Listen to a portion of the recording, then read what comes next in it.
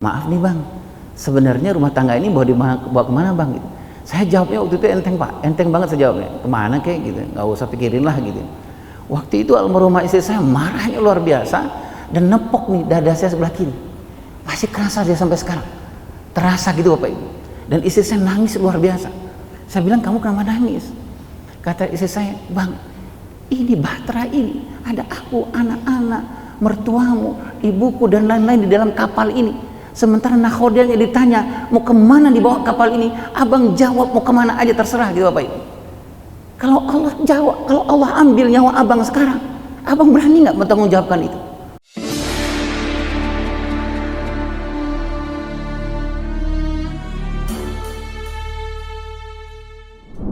Nah, tiga ini kita cek nih ayah bunda, sudahkah apa yang Allah sebutkan dalam pernikahan kita?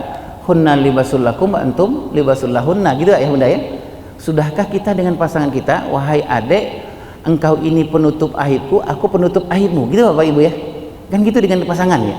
Sudahkah kehadiranku ini, wahai adek, wahai istriku, sebagai penutup aibmu, dan kehadiranmu sebagai penutup aibku, itu bapak ibu ya. Baik, yang kedua adalah jalankan roadmap pernikahan. Nah, roadmap pernikahan itu ayah dan bunda setidak-tidaknya begini. Ini kalau ulama menyebutkan ini penting supaya pernikahan kita ada tujuan gitu bapak ibu. Saya jujur bapak ibu ya, setelah pernikahan jalan ke 14 tahun lah ibu-ibu dan bapak-bapak, saya baru membuat tujuan kita kemana gitu. Setelah istri saya, almarhumah istri saya nanya gitu, nanya ke saya, bang, aku boleh nanya nggak gitu, kata almarhumah istri saya. Boleh, saya bilang gitu. Maaf nih bang, sebenarnya rumah tangga ini bawa kemana bang gitu. Saya jawabnya waktu itu enteng pak, enteng banget saya jawabnya. Kemana kek gitu, nggak usah pikirin lah gitu. Waktu itu almarhumah istri saya marahnya luar biasa dan nepok nih dada saya sebelah kiri. Masih kerasa dia sampai sekarang, terasa gitu bapak ibu. Dan istri saya nangis luar biasa. Saya bilang, kamu kenapa nangis?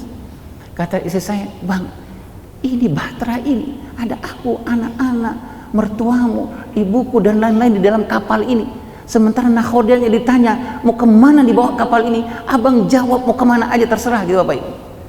Kalau Allah jawab, kalau Allah ambil nyawa abang sekarang, abang berani nggak bertanggungjawabkan itu? Oh, saya tadi awalnya bercanda bapak ibu, tiba-tiba saya bilang, oh serius banget ini. Nah bapak ibu yang berkah SWT, ini saya sudah 15 tahun pak setelah pernikahan baru saya mengerti dengan persoalan ini. Nah rupanya memang disunahkan itu bapak dan ibu adalah terutama kita nih ayah ya, karena kita bicara soal ayah adalah kita mengetahui tujuan dari bahtera ini kemana. Nah kita sudah sepakatlah bapak ibu ya, tujuannya ke sorga bareng-bareng sama ya bapak ibu ya. Ini ada di Ar-Ra'd 23. Rupanya memang ada sorga khusus yang Allah ciptakan khusus untuk kita nih bapak ibu. Suami ketemu sama istri, istri ketemu suami, sama anak-anak ketemu di situ, namanya sorga Aden, gitu ya bunda ya. Nah untuk mencapai sorga Aden itu kita butuh roadmap. Nah roadmap inilah yang akan memandu kita. Tahap yang pertama ini dulu sebelum menikah. Tahap yang kedua ini yang paling penting, 5 tahun awal pernikahan ini bapak ibu. 5 tahun ini bapak ibu menentukan tahap-tahap berikutnya. 5 tahun ini bapak ibu harus selesaikan ini, aku dan kamunya selesaikan. Maksudnya sini bapak ibu, masing-masing kita itu ada istilahnya utang pengasuhan. Utang pengasuhan itu adalah kepribadian kita yang nggak terlalu baik sekarang, yang disebabkan oleh pola asuh di usia 0-15 tahun, 0 sampai 20 tahun. Saya orangnya susah memuji, bukan saya nggak memuji istri, tetapi saya nggak punya itu di umur 0-15 tahun, nggak optimal. Jadi bagaimana saya memuji kalau saya nggak punya gitu Bapak Ibu. Saya adalah laki-laki yang sudah puluhan tahun umurnya, tetapi nggak berani mengambil sikap, itu namanya utang pengasuhan. Seorang ayah yang ragu-ragu gitu Bapak Ibu, itu namanya utang pengasuhan. Seorang ayah yang beraninya flight tapi nggak fight, itu utang pengasuhan. Bunda ya. Jadi bagaimana kadang-kadang itu tidak terjadi hanya di rumah, tapi di teman kerja juga banyak kecewa sama saya gitu Bapak Ibu. Kenapa kecewanya? Karena utang saya yang belum selesaikan itu. Nah semua utang itu kalau kita nggak selesaikan, nanti di usia tahap yang ketiga berikutnya Bapak Ibu, tahap yang ketiga ini ketika anak-anak datang, nanti akan di copy paste sama anak kita gitu Bapak Ibu. Bapaknya yang penakut di copy paste sama anak kita, gitu ya Bunda ya. Bapaknya yang nggak berani mengambil sikap di copy paste sama anak kita, gitu ya Bunda ya. Jadi itulah sebabnya kenapa di dalam rumah tangga itu kita selesaikan dulu yang 5 ini ya Bunda ya, yang 5 tahun awal sebenarnya ya Bunda. Baik, nah ini mudah-mudahan Allah berikan izinkan kapan-kapan pengen sekali kita tuntaskan detailnya gitu Bapak Ibu ya. Jadi kalau sudah punya roadmap ini, kita bisa mengantisipasi nanti setelah 5 tahun awal anak-anak didatangkan Allah di tahap yang ketiga ini. Anak-anak lahir maksudnya Bapak Ibu ya, diamanahkan Allah. Apa aja yang datang di sini di tahap yang ketiga ini? Banyak persoalan rumah tangga, perpisahan dan lain-lain itu bukan gara-gara suami istri, tapi karena persoalan nggak bisa mengelola anak-anak itu Bapak Ibu ya. Bertengkar karena persoalan anak-anak. Baik. Nah, tugasnya ayah di pengasuhan itu 3 ini Pak.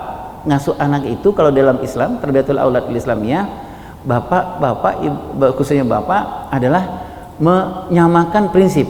Kalau prinsip itu suatu hal yang nggak bisa kita nego, gitu Pak ya. Jadi dalam pengasuhan itu ada yang nggak bisa kita, nggak boleh kita ngelawan yang gitu Bapak Ibu. Karena nggak ada nego, karena itu prinsip dalam Islam. Contohnya apa? Anak-anak itu kita solehkan dulu atau kita pintarkan dulu? Solehkan dulu, itu prinsip Pak, itu prinsip. Prinsip itu Bapak Ibu. Kenapa membangunkan di pagi hari, ibu-ibu jangan ada kalimat yang lain kecuali kalimat Allah dan Rasulnya, itu prinsip, bunda. Nggak bisa dinego itu, bunda. Ya. Kenapa dengan persoalan misalnya apa? Ketika urusan dengan anak-anak, misalnya aku bisa matematik bunda, aku bisa mengerjakan itu. Kenapa bunda dan ayah memuji yang tadi itu? Ya Allah nak, hebat betul anak ayah matematiknya, koma atas izin Allah. Gitu Bapak Ibu ya. Karena prinsip kita adalah solehkan dulu baru pintarkan. Kalau dalam Al-Quran itu Nabi Ibrahim nanya ke Allah, ya Allah, apakah tu'allimul kitab lebih dahulu baru tazkiyatun nafs? Allah menjawab, bukan tu'allimul kitab lebih dahulu, tapi tazkiyatun nafs awalan summa tu'allimul kitab. Itu ya bunda ya. Jadi adalah ini. Kenapa kita bapak dan ibu ketika ngasuh anak-anak itu, kenapa anak-anak 0 sampai 2 tahun itu kita urus pembiasaan, misalnya anak umur 2 tahun ibu-ibu nyuapin anaknya, terus ibu kan bilang gitu, ya Allah nak, kita baca bismillah ya nak gitu. Kenapa itu yang kita urus? Karena prinsipnya adalah solehkan dulu baru pintarkan gitu Bapak Ibu ya gitu. Kenapa Bapak dan Ibu di 0 sampai 2 tahun itu Bapak Ibu berkejar-kejaran untuk memperbaiki bacaan Al-Quran ibu dan bapak? Karena yang pertama kita dengarkan yang lebih banyak itu harusnya adalah Al-Quran pada anak kita. Sepakat ya Bapak Ibu ya? Nah, itu prinsip. Yang kedua adalah sepakati pola. Pola itu yang tadi saya sebut, sepakatilah pola membangunkan anak seperti apa gitu Bapak Ibu ya. Pola mengapresiasi anak seperti apa, sepakati gitu Bapak Ibu. Karena apa? Bapak Ibu datang dari 2 pola yang berbeda. Apalagi Bapak Ibu datang satu dari orang Sumatera, satu orang Sunda gitu Bapak Ibu ya. 2 mazhab yang berbeda itu ya. Khilafiyahnya besar itu di 2 itu. Jadi kalau bapaknya orang Sumatera membangunkan anaknya dengan mazhab Sumateriyah, kalau ibunya besok membangunkan anaknya dengan mazhab Sundaiyah, nah Bapak Ibu anaknya bingung. Kalau bahasanya teman-teman di media itu, hancur yang pertama anak itu adalah self esteemnya Pak, harga dirinya. Aku mau ikut bapak apa mau ikut ayah gitu Bapak Ibu ya gitu.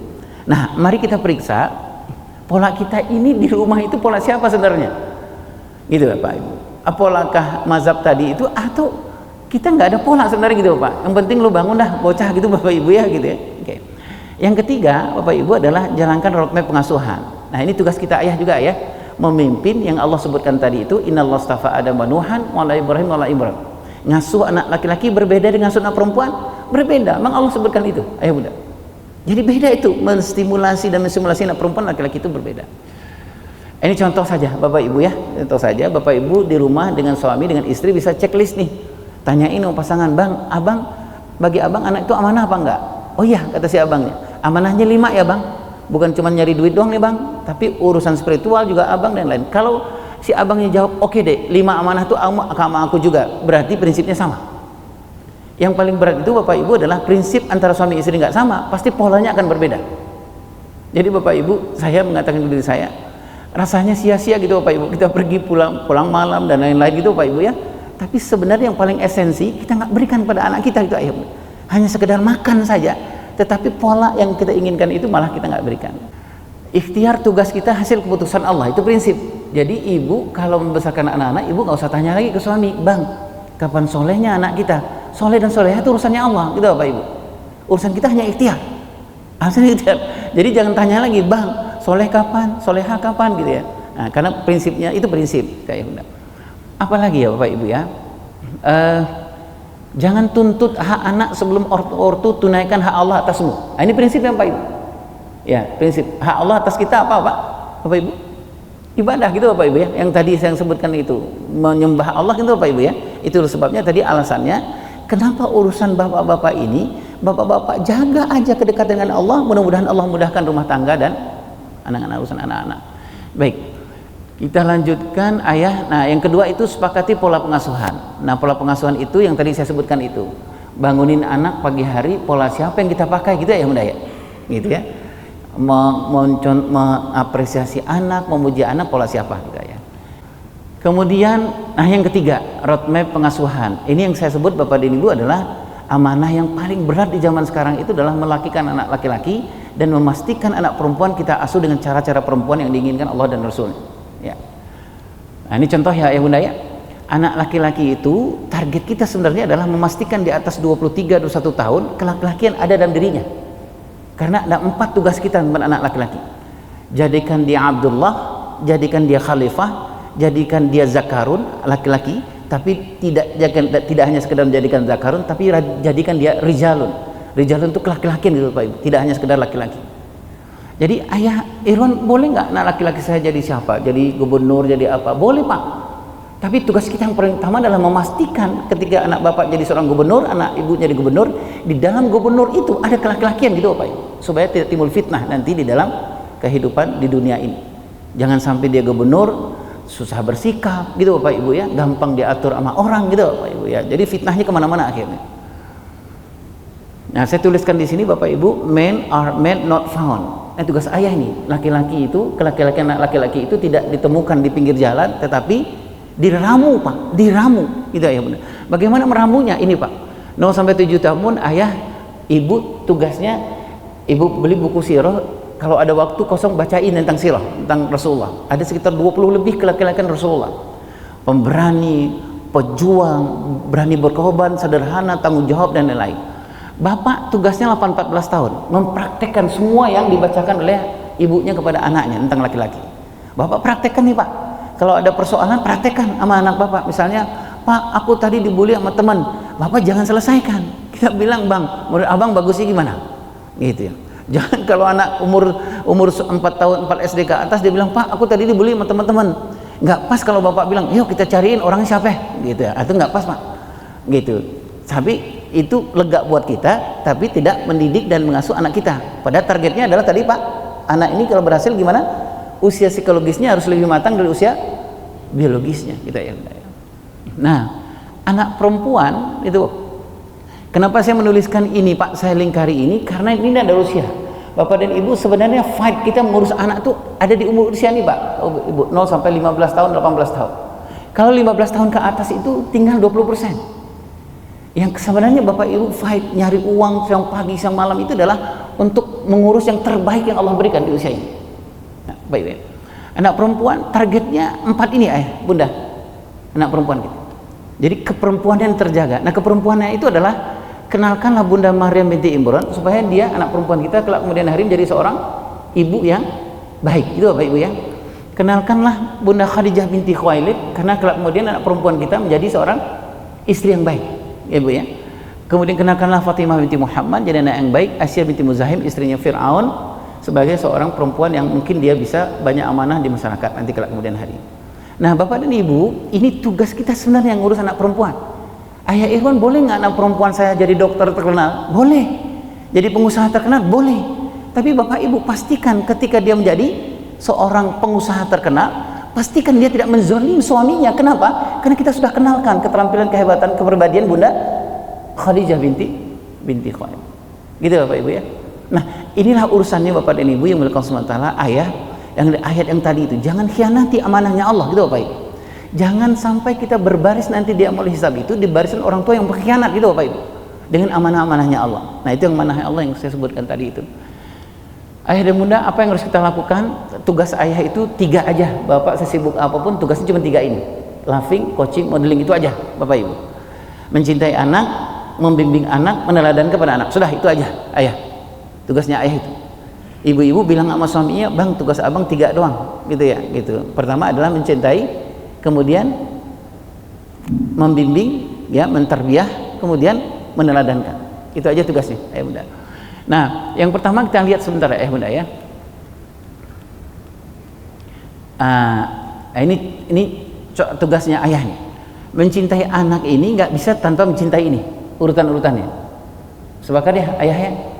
Jadi kita bisa mencintai anak ini, kita cintai Allah dulu sang pemilik, kemudian cintai diri kita sendiri, kemudian mencintai pasangan. Itu aja tugasnya Pak, udah ya. Terlalu banyak nggak tugasnya Pak? Banyak banget ya tugasnya ya. Gila, kenapa gue datang ya tadi ya gitu, banyak banget, terus kantor aja belum selesai ya Bapak Ibu. Jadi ini tugas kita nih Pak nih, tugas ini ya. Mencintai diri itu tadi ayah bunda menyelesaikan utang-utang pengasuhan yang kita punya. Utang pengasuhan itu adalah kepribadian kita yang nggak terlalu baik sekarang, yang disebabkan oleh pengasuhan kita dulu gitu Bapak Ibu ya. Kemudian mencintai pasangan dan mencintai anak-anak kita, ayah dan bunda yang milik Allah SWT. Kemudian ini yang kedua adalah modeling. Modeling itu model itu not mall gitu Bapak Ibu ya. Jadi keteladanan itu nggak dibentuk. Jadi maksudnya gini, keteladanan itu jangan kita bilang sama bocah kita, contohnya abah nih, contoh bapak nih, contoh nih bapak nih, nggak gitu Bapak Ibu ya. Tapi modeling itu dilakukan gitu Bapak Ibu, dilakukan. Jadi anak-anak dalam hatinya bilang, nggak ada laki-laki lain yang aku contoh di dunia ini kecuali ayah, gitu loh Bapak Ibu ya gitu. Jadi modeling itu tidak dibangun hanya dari luar, outside in, tapi dibangunnya inside out gitu Bapak Ibu ya. Jadi dibangunnya gini, yes, ini bokap gue, gitu loh Bapak Ibu ya gitu. Jadi bukan sekedar nih, kamu mau jadi anak soleh nggak? Contoh nih bapak nih, contoh nih bapak nih, gitu Bapak Ibu ya gitu ya. Contoh bapak gitu ya. Ke Molail nggak mau bangun, giliran Liverpool dia bangun, gitu Bapak Ibu ya gitu ya. Gitu ya. Kata anaknya, kata guru-guru katanya bilangin sama orang tua laki-laki semua, bangun sholat malam kayak bareng-bareng gitu. Dia bangunin bapaknya, bangun kata guru, katanya kayak mulai aku umur segini harus ada contohnya dari bapak-bapak. Bapaknya pasti bilang ke mulai, dia bilang, bapak kalau udah bangun tengah malam itu pas kerja ntar pusing. Kata ibunya di dapur, bohong lu katanya gitu. Kemarin Liverpool lu tonton gitu, Arsenal lu tonton ya. Liga Premier kan pas banget kayak mulai itu Pak ya gitu ya. Anak-anaknya nggak mau jadiin bapaknya modal ya bunda ya gitu. Anak-anaknya nggak mau jadiin bapaknya teladan gitu ya bunda ya, karena nggak sesuai apa yang diomongin. Baik, ini contoh saja ya bunda ya, apa yang keteladanan yang kita lakukan kepada anak-anak. Nah terakhir adalah coaching, membimbing. Coaching itu dua saja Bapak Ibu, bagi Bapak Ibu yang sibuk. Yang pertama adalah mengetahui tahap perkembangan anak Bapak dan Ibu. Anak umur 7 tahun, Bapak Ibu ketahui 7 tahun seperti apa gitu ya bunda ya gitu. Kemudian yang kedua syaratnya membimbing, mengcoaching, menterbiah itu adalah Bapak jangan pernah memberikan waktu luang kepada anak-anak, tapi luangkan waktu. Seperti Bapak meluangkan waktu pekerjaan gitu ya. Jadi mengagendakan. Jadi jangan waktu sisa nih. Anak telepon, Bapak di mana nih? Di kantor. Ntar main bola sama aku ya, Mbak ya. Ntar dah gampang, ada waktu Bapak gitu. Itu namanya waktu luang. Jawab harusnya adalah luangkan waktu. Emang diagendain gitu Bapak Ibu ya. Karena menjawab bahwa itu adalah makna dari Allah Subhanahu wa taala. Baik Bapak dan Ibu, ini contoh saja ayah bunda bagaimana ngurus anak laki-laki yang tadi itu saya sebutkan 0-7 tahun. Ini yang Bapak Ibu lakukan, perempuan. Ini meneladankan, membimbing. Nah yang terakhir, ini yang terakhir Bapak Ibu ya. Semua yang tadi Bapak Ibu butuh dua ini, butuh istiqomah, butuh istimroriyah, butuh komitmen, butuh konsisten. Seperti komitmen dan konsistennya Bapak terhadap pekerjaan Bapak dan Ibu yang di sini, itu Bapak Ibu ya. Kita kan takut telat di sini ya Bapak Ibu ya. Tapi kenapa kok nggak takut telat menghebatkan anak-anak kita gitu Bapak Ibu ya. Giliran janji mah anak entar gitu. Lah anak udah umur 12 tahun kata anaknya, bapak gua namanya entar gitu ya. Apa-apa entar. Kata anaknya, dia bilang sama temannya, bapak gua takutnya sama atasannya, takut kayak apa gitu, kayak ngeliat setan. Lah kita nggak ada takutnya bapak sama Allah gitu. Nah kita kan gitu Bapak Ibu ya. Bapak dan Ibu tanya deh sama bocahnya ntar di rumah gitu ya. Gitu ya. Mana bapak takut yang mana sih gitu. Takut telat gitu ya, takut telat ntar dipotong nih gaji doang gitu Bapak Ibu ya. Tapi nggak takut dihisab gitu Bapak Ibu. Setiap tahap perkembangan anak kita. Allahu a'lam. Bapak dan Ibu yang berkah SWT, terbatas pengetahuan saya, hanya ingin saya menyampaikan ke diri saya Bapak Ibu adalah urusan ayah itu urusan yang tidak main-main gitu Bapak Ibu ya, urusan tidak main-main. Apalagi kita yang bekerja, nggak apa-apa Bapak Ibu nggak hadir kita setiap saat, nggak apa-apa, tapi hadirlah pada saat yang tepat gitu ya Bunda ya. Tugas kita yang tadi itu, kemudian spiritual menjadi sesuatu yang sangat penting ayah dan bunda gitu ya, perbaiki bacaan Al-Quran, ibadah-ibadah dan lain-lain. Dan kemudian tugas kita adalah yang 3, kemudian kita selimuti dengan 2 ini, istiqomah dan istimroriyah.